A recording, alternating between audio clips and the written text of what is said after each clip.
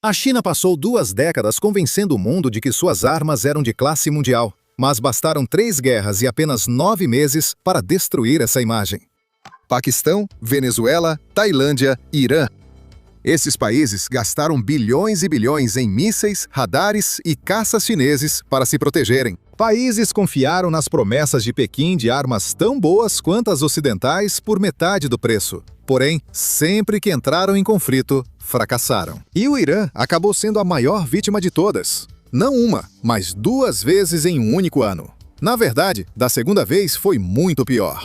Por volta das 9h28 de fevereiro de 2026, o líder supremo, Ali Khamenei, se preparava para se reunir com seus principais conselheiros militares e de inteligência em Teherã. Mal sabia ele que o Mossad e a CIA já tinham essa informação. Enquanto ele se preparava para a reunião, forças dos Estados Unidos e Israel já avançavam rapidamente. Não apenas em direção a Teherã, mas simultaneamente em mais de 20 das 31 províncias do Irã.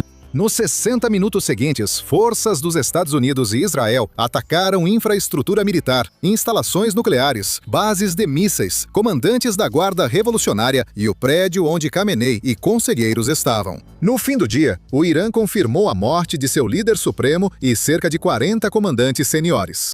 Desde então, surgiram vários relatórios de inteligência e alegações sobre vítimas, mas pouco se sabe sobre o que ocorreu com a defesa aérea do Irã. Bem, sabemos que quase tudo foi destruído, mas eles retaliaram? Provavelmente não. Curiosamente, isso também ocorreu da primeira vez. Quando Israel lançou a Operação Leão Ascendente em 13 de junho de 2025, mais de 200 caças israelenses, incluindo aeronaves furtivas F-35, caças de ataque F-15 e F-16, cruzaram o espaço aéreo iraniano em 5 ondas sucessivas. Nos dias seguintes, os Estados Unidos lançaram seus próprios ataques na Operação Martelo da Meia-Noite. 7 bombardeiros B-2 Spirit decolaram da base aérea de Whitman, Missouri, lançaram 14 bombas anti-bunker de penetração maciça em instalações nucleares subterrâneas do Irã e retornaram. Ao final desses 12 dias, o Irã praticamente não tinha mais nenhuma rede de defesa aérea funcionando. Você pensaria que isso levaria a uma conversa séria sobre os fornecedores, certo? Bem, levou sim. O fornecedor inverteu a situação e humilhou o comprador, dizendo que os operadores iranianos não sabiam usar seus sistemas de classe mundial. Mas isso nem é o pior. Dias após o cessar-fogo de junho de 2025, o ministro da Defesa do Irã e outros foram a Pequim comprar mais armas chinesas. Pense no que acabei de dizer. O Irã teve toda a sua rede de defesa aérea sistematicamente desmontada e foi publicamente humilhado pelos chineses, mas ainda assim continuou comprando em Pequim. Sinceramente, não sei como explicar essa decisão, mas aqui está o que torna tudo ainda mais estranho. Mais ou menos na mesma época, o Irã estava comprando novos equipamentos chineses. A China já enfrentava outro constrangimento no Paquistão,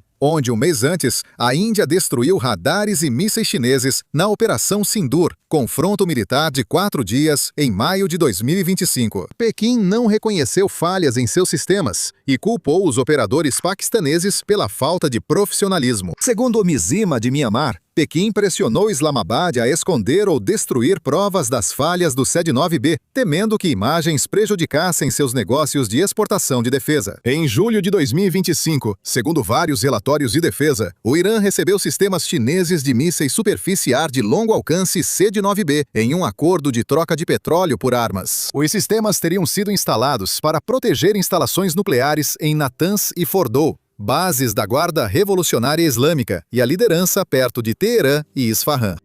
E nós sabemos exatamente como isso terminou. Mas por que esses países continuam recorrendo à China em primeiro lugar? Nas últimas 2 décadas, a indústria de defesa da China cresceu rápido e dominou mercados na Ásia, África e Oriente Médio. A maioria dos compradores eram países sem condições de pagar armas ocidentais ou sob sanções e embargos, como Irã e Paquistão, que tinham poucas opções. O Irã enfrenta sanções ocidentais rigorosas desde a Revolução Islâmica de 1979. Antes, suas forças armadas usavam equipamentos americanos e europeus. Chegou até a operar F-14 Tomcat, alguns dos caças mais avançados da sua época. Na semana passada, ataques aéreos israelenses atingiram a 8ª base de caças táticos de Isfahan, onde está a frota restante de F-14 do Irã. As forças de defesa de Israel anunciaram em 8 de março que destruíram as aeronaves Tomcat restantes lá.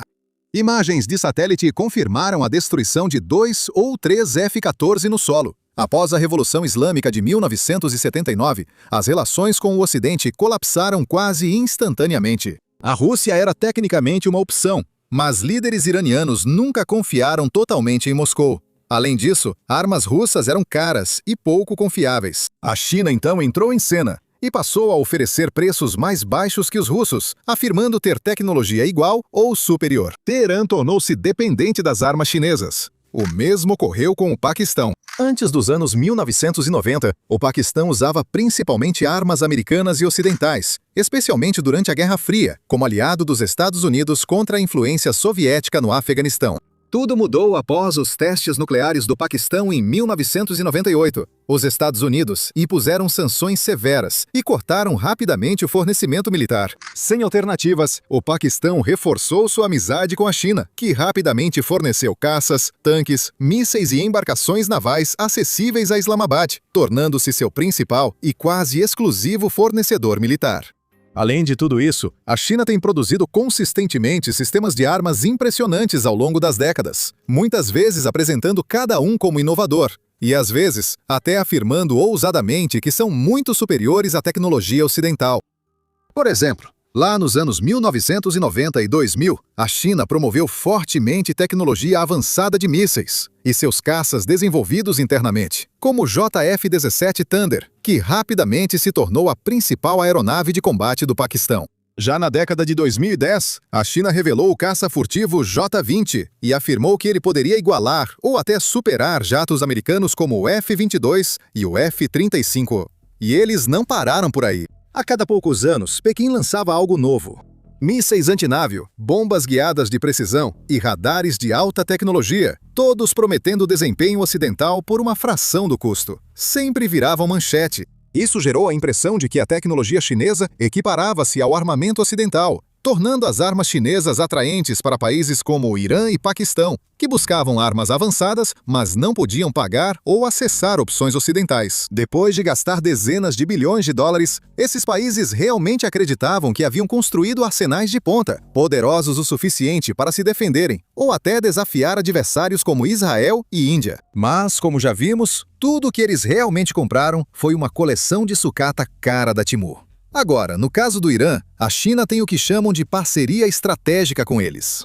Pequim compra cerca de 90% das exportações de petróleo bruto do Irã, cerca de 1,4 milhão de barris por dia, dando a Teherã o suporte econômico necessário para enfrentar as sanções dos Estados Unidos. A China também trouxe o Irã para os BRICS. Ela integrou o Irã à Organização de Cooperação de Xangai e empresas chinesas ajudaram a construir a infraestrutura de vigilância interna do país. Por anos, Pequim foi o oxigênio diplomático e a espinha dorsal econômica do Irã, sendo a única grande potência a bloquear resoluções ocidentais contra Teherã na ONU. Então, os Estados Unidos e Israel mataram o Ayatollah. E agora, mesmo depois de mais de 2 semanas, não há sinal da China. O ministro das Relações Exteriores da China, Wang Yi, falou ao telefone com seu homólogo russo e emitiu uma declaração chamando o assassinato do líder supremo do Irã de inaceitável. Mas foi só isso. Essa foi toda a resposta da China. Compare com o que os Estados Unidos fizeram pela Ucrânia. Armas, dinheiro, capital político. A China nem sequer escreveu uma carta dura para um país que chama de parceiro estratégico. Isso já representa um grande problema para a imagem de Pequim no mundo. A China levou 10 anos criando uma arquitetura diplomática e de segurança alternativa, como os BRICS, a Organização de Cooperação de Xangai e a Iniciativa de Segurança Global. Todos baseados na ideia de que a China é um parceiro confiável para países que não desejam se alinhar aos Estados Unidos. O Irã era para ser o principal exemplo dessa promessa, mas no teste, Pequim só deu apoio moral. O ponto é que não é que as armas chinesas tenham falhado em apenas um país. Elas têm falhado em todos os lugares, quase simultaneamente. E as falhas são tão consistentes que não dá para culpar apenas operadores individuais ou condições específicas. E as evidências falam por si só. Em uma operação noturna de 3 horas, as forças especiais dos Estados Unidos foram de helicóptero até Caracas, extraíram Nicolás Maduro de seu complexo e o levaram a um navio americano, antes de transferi-lo para Nova York, por acusações de narcoterrorismo. Mais de 150 aeronaves partiram de cerca de 20 bases e navios de guerra no hemisfério ocidental. O general Dan Kane chamou isso de uma das operações mais precisamente coordenadas da história militar dos Estados Unidos. Assim como o Irã, a Venezuela investiu muito em defesa aérea chinesa para evitar situações assim. O país operava vários sistemas de radar anti-stealth JY-27A de fabricação chinesa, promovidos por Pequim como capazes de detectar F-22 e F-35 a mais de 240 quilômetros de distância. Esses sistemas faziam parte de uma rede maior com baterias russas S-300VM e Pantsir S-1, e nenhum deles disparou contra as centenas de caças, drones e helicópteros americanos operando na região. Nenhum míssil sequer. Agora vem a parte realmente importante. Aquelas baterias russas S-300 teriam, no mínimo, tentado engajar algum alvo.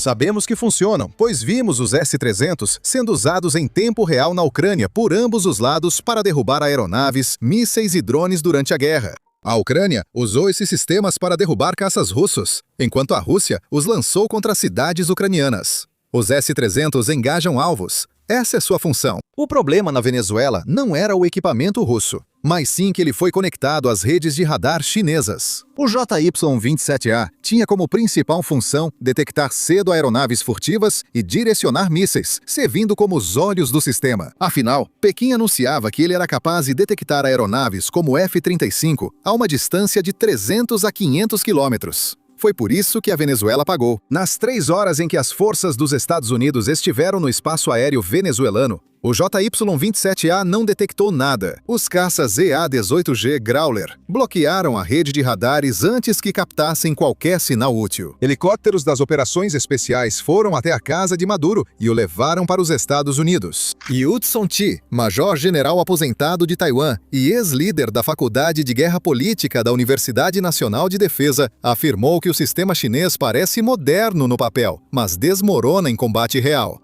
Por quase meio ano, a Tailândia esteve envolvida em um conflito de fronteira com o Camboja, por causa de um território disputado. Durante a retomada dos combates em dezembro, o Exército Real Tailandês enviou sua frota de carros de combate principais V-24 de fabricação chinesa da Norinco para as linhas de frente. Então, o cano do canhão explodiu. O coronel Licha, vice-porta-voz do exército tailandês, confirmou o incidente e relatou queimaduras e concussões em 3 tripulantes. O Exército Real Tailandês fez uma investigação técnica completa e o que encontrou não foi nada bom. O National Interest informou que o cano rompeu com cerca de 40% de sua vida útil estimada. 40%. Para entender por que esse número é tão breve, é preciso contexto. O canhão padrão do Abrams M1A2 é feito para 500 a 700 disparos, conforme o tipo de munição, e geralmente alcança ou supera esse limite.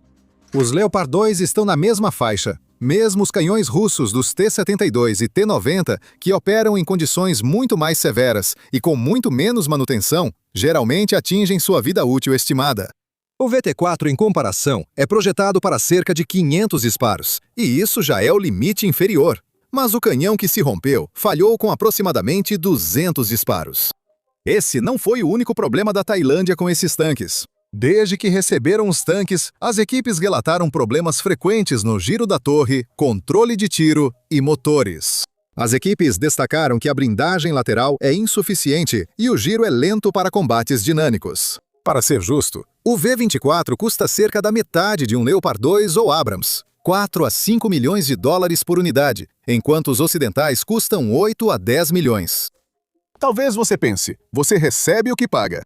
Metade do preço implica concessões, o que é razoável.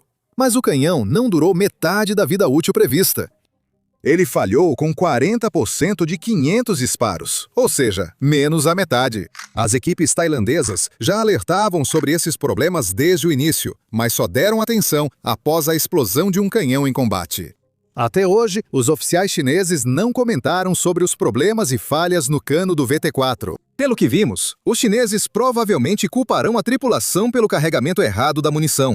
Myanmar foi o primeiro cliente de exportação do JF-17 Thunderbird, um caça de quarta geração desenvolvido em conjunto pelo Complexo Aeronáutico do Paquistão e pela Chengdu Aircraft Corporation da China. Myanmar assinou o acordo em 2016 e recebeu sua primeira aeronave em 2018. Em 4 anos, toda a frota entregue já estava em solo.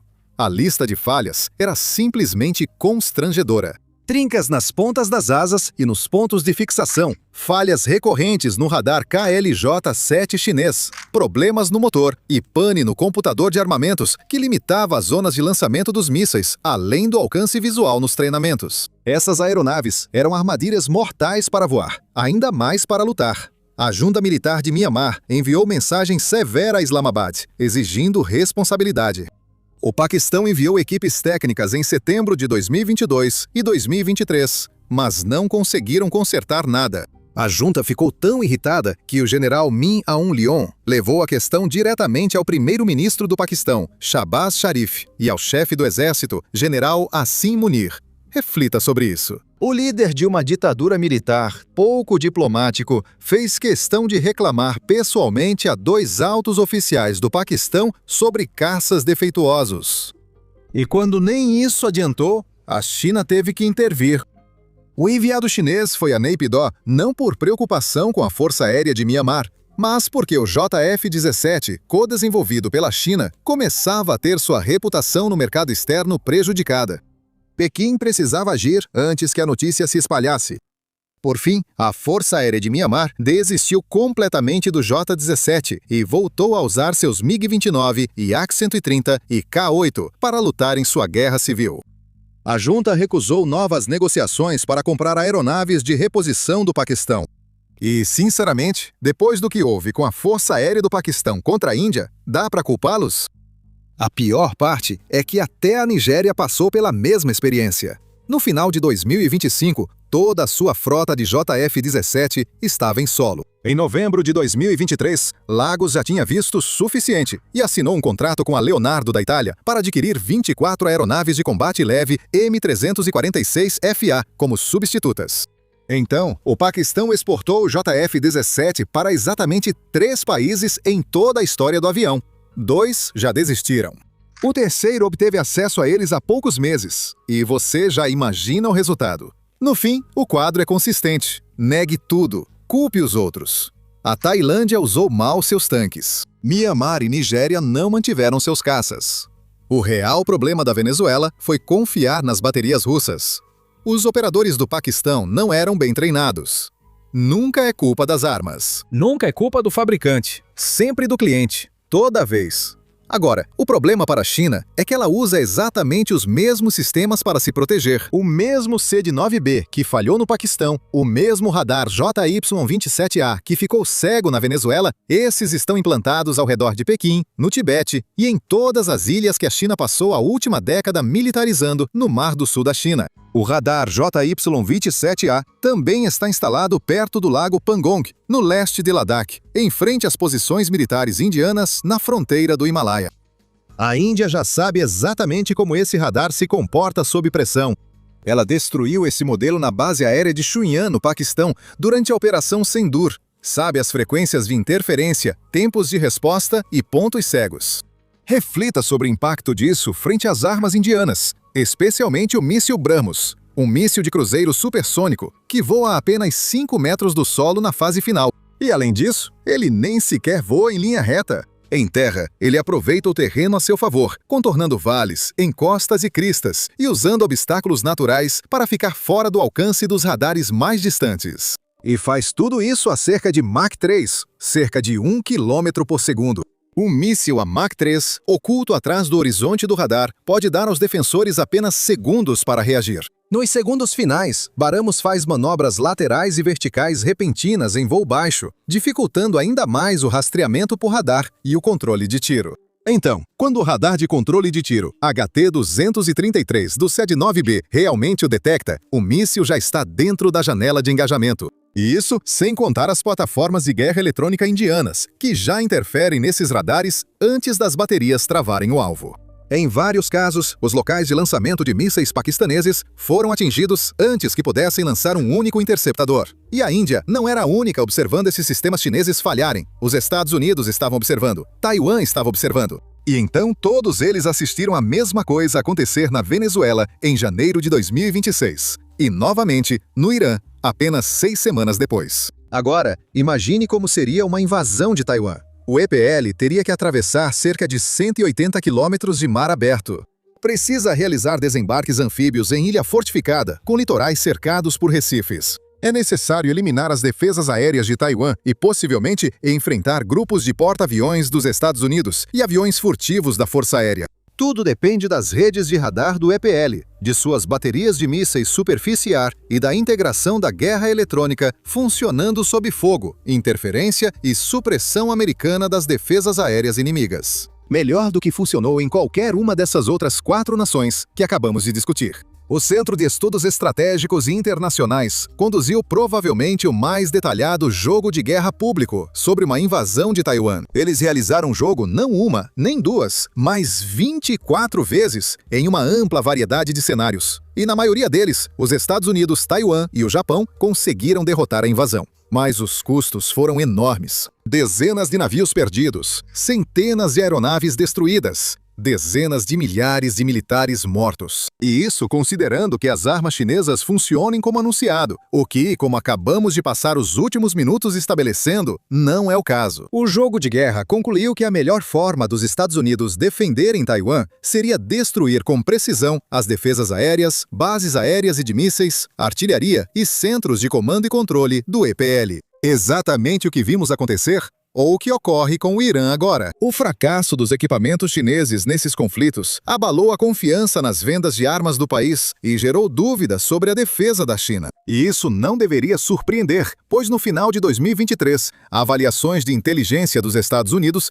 revelaram algo que pode ser um dos maiores escândalos militares da era moderna. A corrupção na Força de Foguetes da China, responsável pelo arsenal de mísseis nucleares e convencionais, tornou-se tão comum que alguns mísseis a combustível líquido foram abastecidos com água em vez de combustível. Complexos de silos de mísseis no oeste da China apresentaram problemas de construção, como tampas muito pesadas ou com falhas mecânicas que poderiam impedir a abertura e até lançamentos em emergências. Lembre-se, o arsenal nuclear deve ser a maior garantia de segurança de uma nação. Nos meses seguintes, Xi demitiu cerca de 15 oficiais militares e líderes da defesa, incluindo o ministro, o comandante e o comissário da Força de Foguetes, além de outros oficiais de alta patente. O ministro da Defesa, Li Shangfu, desapareceu da vida pública em agosto de 2023 e foi formalmente demitido 2 meses depois, após servir apenas 7 meses no cargo. A troca da liderança da Força de Foguetes foi a primeira vez na história moderna do EPL que todo o comando de um ramo estratégico foi substituído. Em abril de 2025, o general He Weidong, o segundo oficial militar mais graduado da China e vice-presidente da Comissão Militar Central, foi preso e removido do cargo.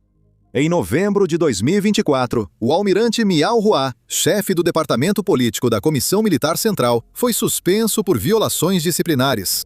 Ambos foram expulsos do partido em outubro de 2025. Mesmo agora, Xi Jinping está sistematicamente expurgando o topo da instituição, na qual ele deveria poder confiar para lutar uma guerra, porque ele realmente não sabe se ela o fará. Mas isso já é se adiantar na história. Vamos falar sobre como a China manipulou seus compradores, tanto os atuais quanto os futuros. E basicamente, isso se resume a 5 etapas de propaganda. Etapa 1. A máquina de propaganda chinesa reivindica a vitória. Após a Operação Sindoor, em maio de 2025, a mídia estatal chinesa e autoridades paquistanesas disseram que o Paquistão havia abatido 3 e depois mais caças Rafale de fabricação francesa por caças chineses J-10C armados com mísseis PL-15E. As alegações eram tão específicas e convincentes que movimentaram os mercados e ações. As ações da Avic Chengdu Aircraft, fabricante dos J-10 e JF-17, dispararam quase 60%. Até o índice chinês de aeroespacial e defesa subiu com a propaganda. Já as ações da Dassault Aviation, fabricante francesa do Rafale, caíram no mesmo dia. Passo 2. As evidências desmoronam.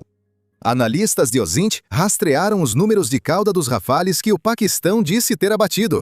BS-021, BS-022 e BS-027, e encontraram evidências fotográficas dos 3 aparecendo em um exercício aéreo conjunto entre Índia e Estados Unidos, semanas depois. O consultor de aviação francês Xavier Tetilmy apontou que os destroços mostrados pela mídia paquistanesa como de um Rafale abatido eram, na verdade, um tanque de combustível de dezembro de 1984, anterior ao primeiro voo do Rafale. Passo 3. As ações sofrem correção. A Vixiang recuou no final de maio e início de junho. No fim de dezembro de 2025, era negociada a cerca de 76 yuans, queda superior a 20% do pico. Apesar do firewall chinês bloquear informações contrárias à narrativa oficial, as ações da Dassault se recuperaram e sua carteira de pedidos seguiu sólida. A Indonésia assinou uma carta de intenções para o Rafale em 28 de maio de 2025, 2 semanas e meia depois que o Paquistão afirmou ter abatido um. Passo 4. A China lança um documentário de controle de danos. Em 21 de maio de 2025, poucos dias após o pico do mercado e antes da completa exposição da farsa, o programa Memória Nacional da TV estatal chinesa exibiu a série em 2 partes, A Lenda do J-10, sobre o desenvolvimento do caça, chamando-o de Milagre da Defesa Aérea, direcionado diretamente aos próprios cidadãos, que nunca veriam a desmistificação de qualquer forma. Passo 5. Culpe o cliente.